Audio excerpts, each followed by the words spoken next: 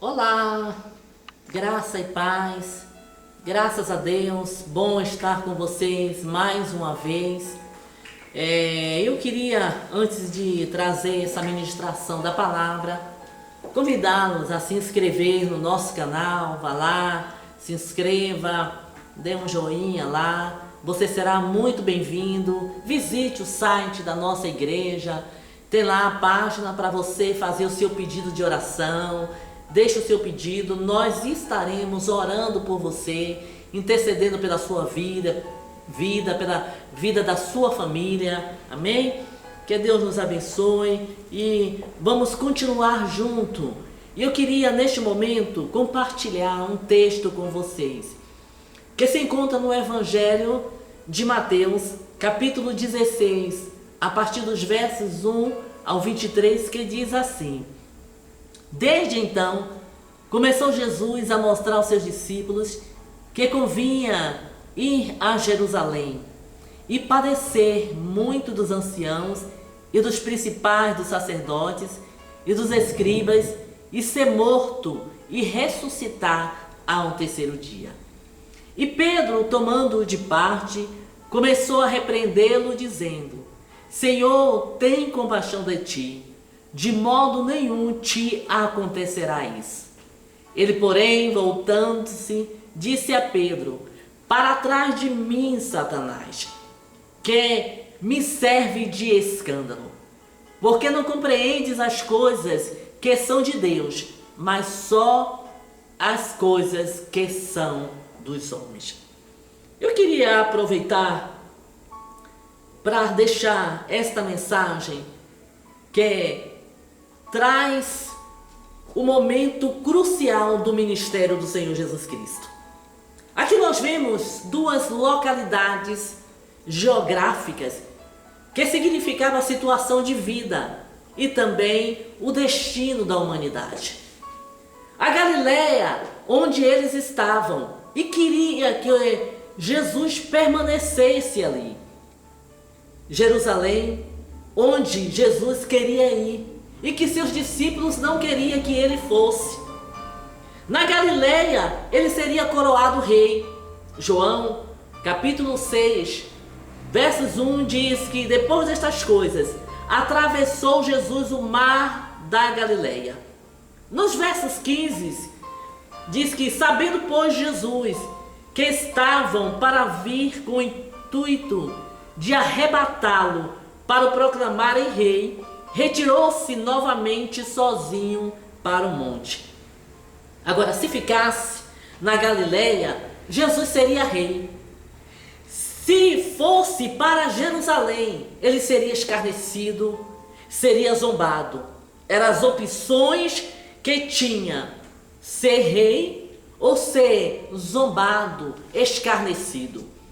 Galileia havia segurança, mas em Jerusalém haveria ameaças de morte, e ele opta por Jerusalém. Eles queriam a Galileia, os seus discípulos queriam ficar na Galileia. Os crentes de hoje também querem a Galileia. A maioria das pregações da igreja odierna é anunciando a permanência à Galileia. É riqueza, é uma saúde perfeita, é prosperidade, é uma vida de triunfo, de solução para os problemas. O que se prega hoje é um chamado para a Galileia.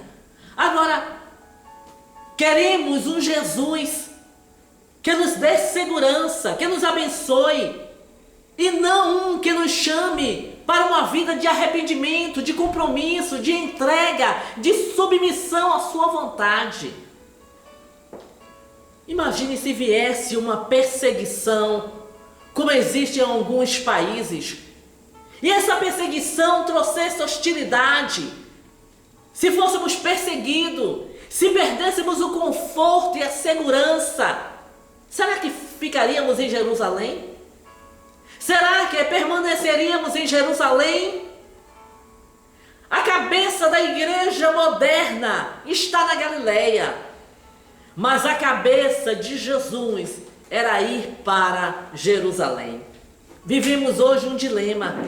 Um Cristo que deseja que a sua igreja vá para Jerusalém. E uma igreja que quer permanecer na Galileia. E quer que Jesus fique com ela também na Galileia. Mas para Jesus importa Jerusalém. Agora, o que significa permanecer na Galileia?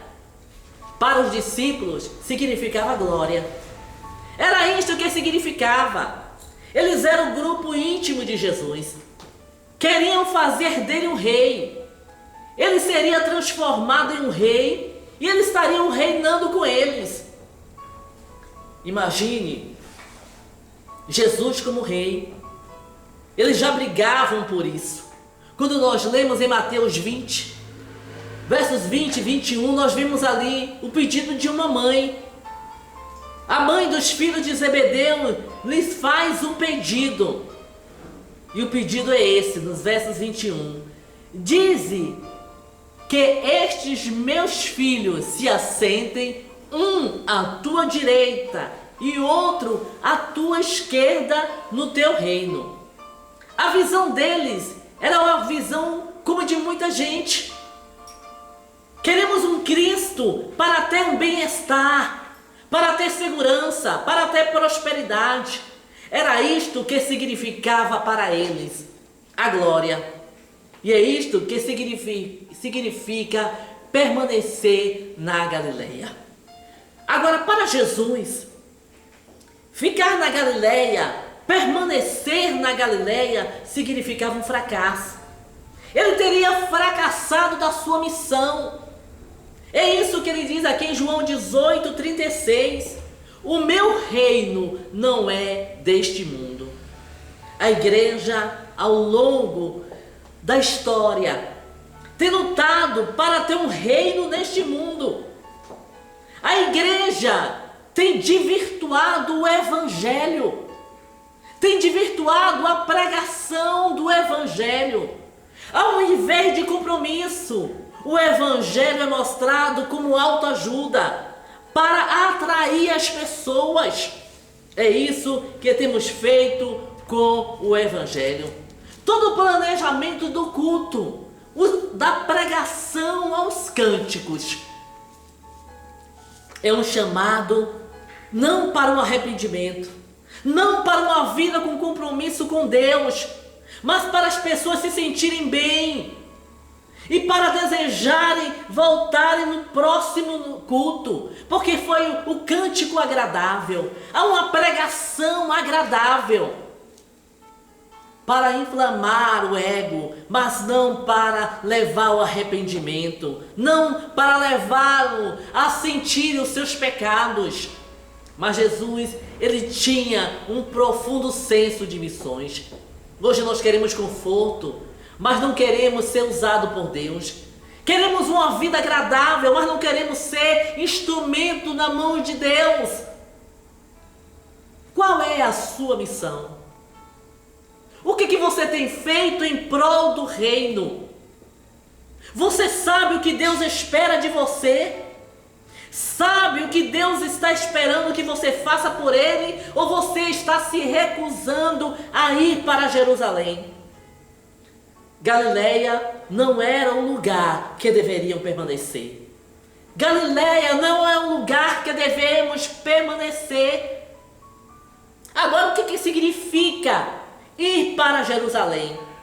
Para os discípulos, ir para Jerusalém significava a perda de seus sonhos. Eles falam: concede que esses meus filhos, eles queriam o reino deste mundo, mas Jesus diz: o meu reino não é deste mundo. E ele diria isso em Jerusalém. Agora, nos versos 22 que nós lemos, quando Pedro repreende, na realidade o que Pedro estava dizendo era isso: Senhor, tem misericórdia de nós, alivia a nossa barra. Olha, nós não queremos sofrer, não queremos o evangelho de sofrimento. Mas a história da igreja ela começa com sofrimento. A igreja ela nunca foi tão vigorosa, tão forte, tão santa quanto no sofrimento. Quando a igreja enfrentou a perseguição, que muitos dos seus discípulos foram cerrados à espada, foram mortos, perseguidos, lançados na prisão. Quanto mais eles eram mortos, quanto mais eles eram perseguidos, mais a igreja se fortalecia. E era isto que o esperavam em Jerusalém: dor, sofrimento, escárnio. Eles tinham sonhos. E ir para Jerusalém seria como não realizar os seus sonhos. Seria a frustração dos seus sonhos. Seria a morte dos seus sonhos. Agora, os sonhos deles não eram sonhos adequados. Eram sonhos de ambição, de grandeza. Ai, como isto tem marcado a igreja. Cristo é apenas para muito um trampolim para uma vida de sucesso. Mas Jesus nos chama para desfazer os nossos sonhos e sonhar os sonhos deles. Ele disse: se alguém quiser vir após mim, negue-se a si mesmo, tome a sua cruz e siga-me. Ele nos chama para uma vida de renúncia, para tomarmos a nossa cruz, para negarmos a nós mesmos. Isso é viver os sonhos de Deus. Isto é andar com Deus. O Cristo crucificado só pode ter seguidores crucificados. A única maneira de seguir verdadeiramente a Jesus é pela cruz, não há outra forma. É pela cruz que somos salvos, é pela cruz que somos regenerados, é pela cruz que somos transformados. E isso só acontece em Jerusalém. Agora, o que seguir? O que é seguir a Cristo? O que é ser um cristão? O que é cantar sobre isso? O que é cantar sobre Cristo? Não se segue a Cristo na Galileia. Nós cantamos muito sobre Cristo. E muito dos nossos hinos, muitas das vezes, não é sobre Cristo, mas são hinos triunfalistas, que nos levam a uma vida de triunfo, que não apresentam o Salvador, que não apresentam o seu sacrifício da cruz, que não apresentam o verdadeiro motivo de seguirmos ao Senhor Jesus. Cristo nos chama para sermos seus discípulos. E não se segue a Cristo na Galileia. Quem quiser seguir a Cristo tem que ir para Jerusalém. Agora, o que representava para Jesus ir para Jerusalém? Significava não fracasso, mas ir para Jerusalém significava ganhar a vida. Porque era em Jerusalém que estava o significado da vida. Em João 12, 27 ele diz: mas para isto eu vim, a esta hora. A glória do Pai, ela se revela na hora da agonia. Não é na hora do triunfo, não é na hora de prosperidade, não é na hora de vitória, não é na hora quando tudo vai bem, mas é na hora da agonia que Deus se revela para os seus filhos, que Deus quer se revelar para você. Ali em Jerusalém, ele foi crucificado, ele foi zombado, cuspiram nele, colocaram uma coroa de espinho na sua fronte. Ali ele sofreu, ele levou os nossos pecados. Páscoa é isso. É lembrar que o sangue de Jesus derramado naquela cruz, gota a gota, molhou não apenas a terra, mas molhou a sua vida, molhou a minha vida, e com seu sacrifício, ele pagou o preço da nossa dívida. Ele assumiu a nossa culpa, aceitou a nossa morte e nos entregou a sua salvação. Pela cruz, nós fomos redimidos. Pela cruz, nós tivemos agora a esperança. Pela cruz, nós somos salvos. Ah, se não fosse a cruz. Ah, se ele não tivesse ido para Jerusalém. O que seríamos de nós se ele tivesse permanecido na Galileia? Mas graças a Deus que ele foi para Jerusalém. Graças a Deus que ele cumpriu a sua missão de dar a sua vida para nos salvar, de se entregar por nós. Isso é Páscoa. Ele entregou a sua vida para que tivéssemos vida, para que tivéssemos uma certeza de vida eterna. Não permaneça na Galileia. Nós não fomos chamados para permanecermos na Galileia. Não fomos chamados para ficarmos na Galileia. Mas fomos chamados para permanecermos em Jerusalém. Esse é o sentido da Páscoa. De entregarmos a nossa vida àquele que já fez tudo por nós. Se você não entregou a sua vida ao Senhor Jesus, eu quero convidá-lo a reconhecer a verdadeira Páscoa daquele que morreu na cruz para que tivéssemos vida, para que não pesasse sobre nós uma condenação. A Bíblia diz que não há mais condenação para aqueles que estão em Cristo Jesus, nosso Senhor.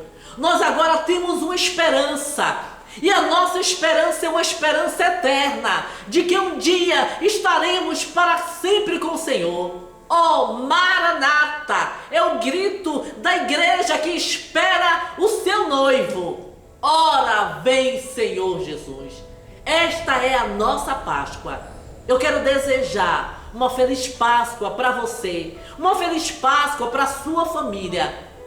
Que você tenha uma Páscoa com Cristo Jesus, sabendo que fomos chamados para estarmos em Jerusalém. Que Deus nos abençoe, que Deus nos guarde no seu amor. Um abraço, um beijo no coração. Fique na paz. Amém.